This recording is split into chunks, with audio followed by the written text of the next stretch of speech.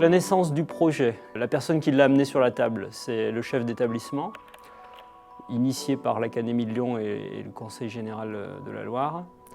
Mais ça a permis de faire ressortir une idée que j'avais en moi déjà depuis quelques années. Parce que mes enfants, pas plus tard qu'il y a 2 ans, je les ai emmenés dans les Alpes et je les ai fait pleurer. Quand je leur ai expliqué que les glaciers, normalement, étaient là et puis ils ne les ont pas vus. Parce que tout avait fondu, c'était en été, vacances d'été. Et là, je leur ai dit innocemment, vous voyez, là-haut, normalement, c'est couvert de glace. Et là, je me suis fait engueuler par ma femme qui m'a dit, tu as vu, tu l'as fait pleurer. Et là, j'ai pris conscience que je pouvais agir.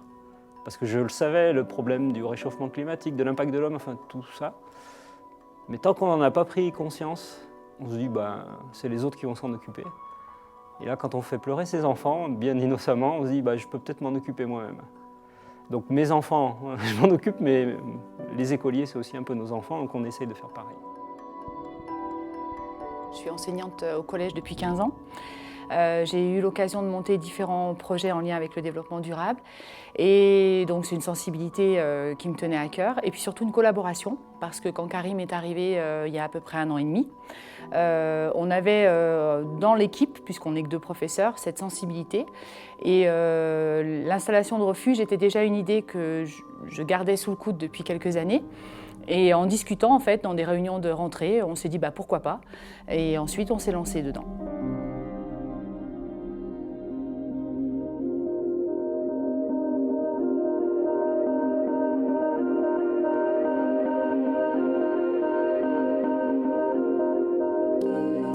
Pour mettre en place en fait, ce projet, donc, on a fait appel à une association, donc la LPO, la Ligue de protection des oiseaux. Et plus particulièrement, donc, on a travaillé énormément avec Béatrice, donc l'animatrice de cette association. La ville de Saint-Chamond est refuge LPO depuis de nombreuses années. Et donc ça signifie qu'ils ont mis un espace qui est en faveur de la biodiversité. L'objectif, c'était qu'au début, on amène les élèves à l'extérieur, directement dans le refuge, pour qu'ils découvrent ce que c'est, comment on accueille les animaux sauvages, qu'est-ce qui est plutôt favorable ou plutôt pas. Et après, du coup, s'inspirer de ça pour reproduire ce qu'on a vu ici au collège dans leur verger. Et là, c'était vraiment le but de labelliser le collège, c'est-à-dire de s'engager à ce que tous les élèves, parce qu'il y en a toujours quelques-uns qui sont intéressés, qui ont la fibre écolo, mais de là à ce que tout le monde s'y intéresse, c'est un autre challenge.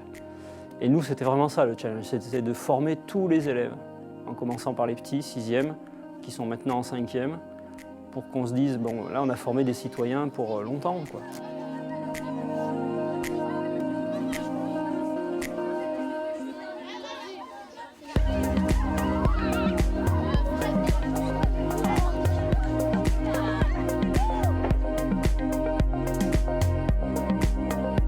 L'atelier qui a eu le plus d'impact sur les élèves, c'est celui qu'on a fait au printemps dernier.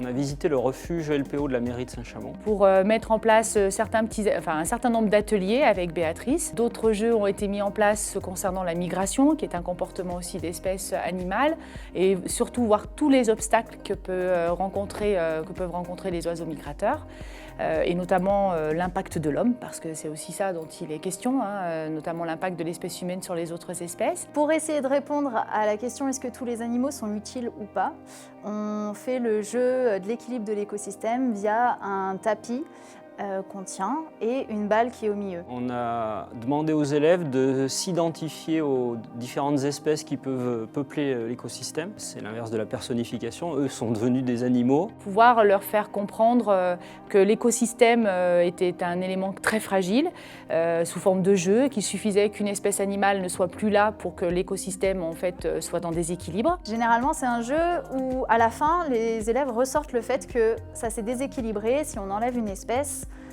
c'est plus stable. Alors ils vont le dire avec leurs mots, ils vont le dire, mais c'est vraiment pour comprendre le fait que on est tous reliés les uns aux autres et qu'on est en équilibre et que cet équilibre est peut-être fragile. Donc on a tous les animaux, toutes les espèces sont utiles. Chacun jouait bien son rôle et à la limite, s'ils avaient pu imiter le bruit des animaux pour vraiment dire je suis un ver de terre ou je suis une mésange ou je suis un hérisson, ils l'auraient fait.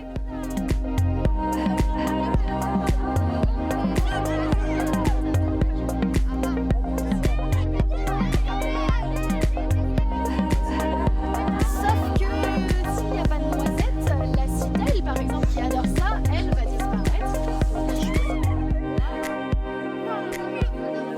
Ça nous a servi en fait tout ça de base de travail pour déjà sélectionner les espèces sur lesquelles nous, après, on allait travailler à l'intérieur du collège, telles que les hérissons, les mésanges, l'hôtel à insectes, donc un certain nombre d'insectes, et aussi de voir en quoi étaient fabriqués ces refuges, de façon à pouvoir, après nous, faire la liste du matériel dont on pourra avoir besoin et préparer un petit peu la séquence finalement la plus importante presque, je dirais, pour les élèves, c'est-à-dire la concrétisation de la construction de ces refuges. Là, pour les constructions, ils ont tous mis la main à la pâte, ils étaient vraiment motivés, donc ça, c'est vraiment chouette. On sent vraiment que cette mise en pratique, l'utilisation de tout ce qu'ils ont appris pendant un certain nombre de mois et la concrétisation sur le terrain de ces refuges, pour eux, ça a été vraiment, je pense, une expérience enrichissante. Les abris à hérissons, par exemple, qui sont terminés, qui en plus d'être utiles, jolis, faciles à faire, on se dit, là, on a fait un geste vraiment positif. On a amélioré l'environnement, c'était le but initial. Se dire qu'au départ, rien n'est fait pour les animaux, puis au final, on va pouvoir les accueillir dans de bonnes conditions.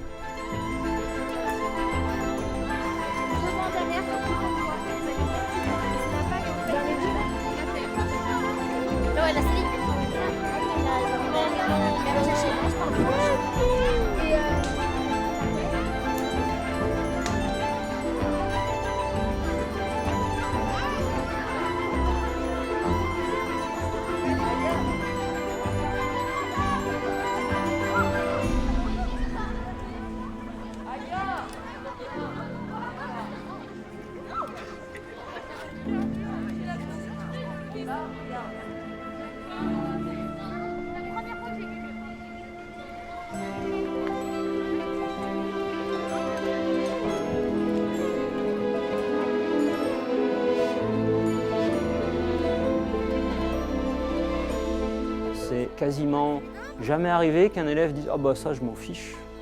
On fiche de savoir que la chauve-souris elle hiberne tout l'hiver. Non, ça n'arrive jamais. Ça les étonne. Et là du coup on a créé l'envie.